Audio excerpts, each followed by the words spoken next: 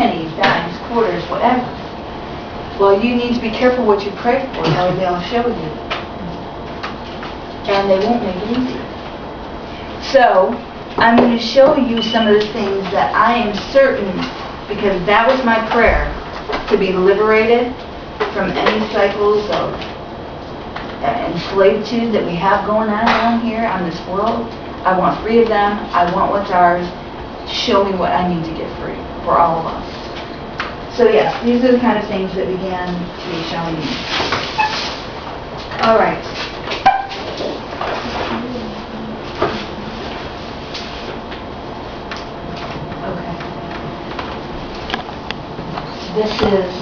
This is the beginning of the reconstruction. Like the pyramid that we have back here, right? The top 43%, they have this pretty much, half the dollar bill. This is the way it's structured now. Well, society can't really go forward if that's the way we're going to continue to have it for 1,000 years.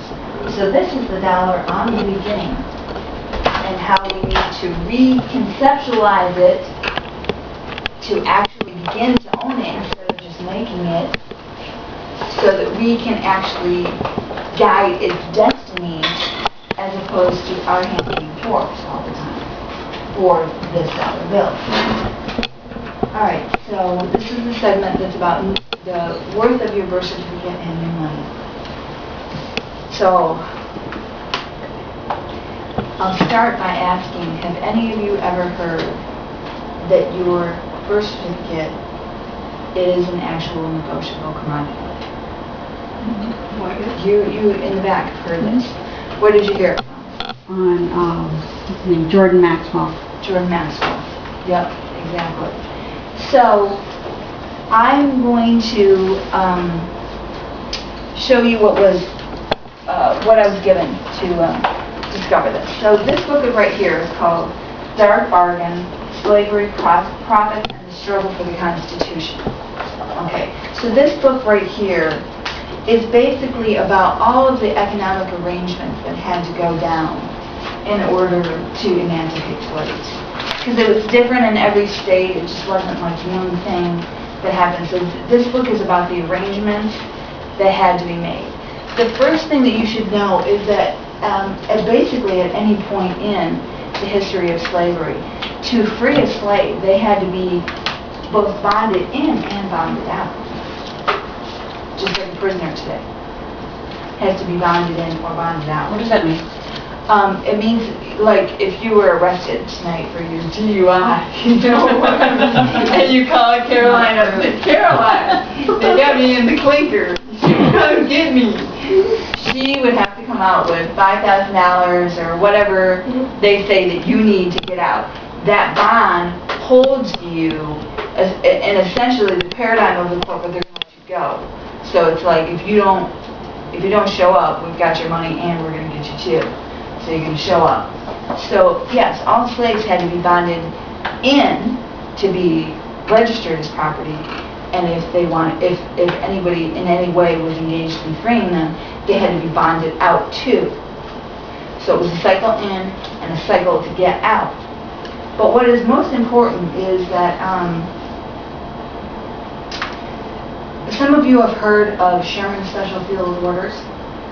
Okay, Sherman Special Field Orders were, it's the principle that's known as 40 acres and a mule. All freed slaves were to get 40 acres and a mule. Okay, and this was the big financial push that was put on the table. And like, we're going to offer this up. That's how we're going to resettle slaves and give them something to move on their way. So if you look at that, all kinds of territory between North Carolina, South Carolina, down all the way into Florida, even the territory that you have as Hilton Head, that was to be given to all these freed slaves to compensate, to give them enough acreage. And of course, two days after everybody was essentially freed, we said, no, we're not going to do that. Sorry, there was different compensation in different states other than that, but that was off the table. Because that would have been ceding land, right? That would have been giving away land, so that wasn't going to work. But in my estimation, in my research, at least we in the United States learn how to create bonds of human beings through the slave paradigm that was in this country for hundreds of years. That's where we learned to turn you into an instrument that will be a commodity. Your value to me, therefore, if I let you go, that's now a debt. I've given away my property, I'm now in debt. Okay, so something must be given back to me to compensate for that. So when we did this is also done all around the world, turning people into debt instruments. Now, what happened in 1933 is that the United States essentially declared another form of bankruptcy. Okay, this is the big point at which we at the Federal Reserve in the United States of America, our financial systems were completely taken over when we declared bankruptcy in 1933. At that point, what came in to take its place is what is known as the Federal Reserve. Now, I see some people are in, they know what I'm talking about, others don't. What I would tell you is that just as an American who works and pays taxes, there's probably a couple things that I would watch. I would watch the documentary Money Masters. Money Masters?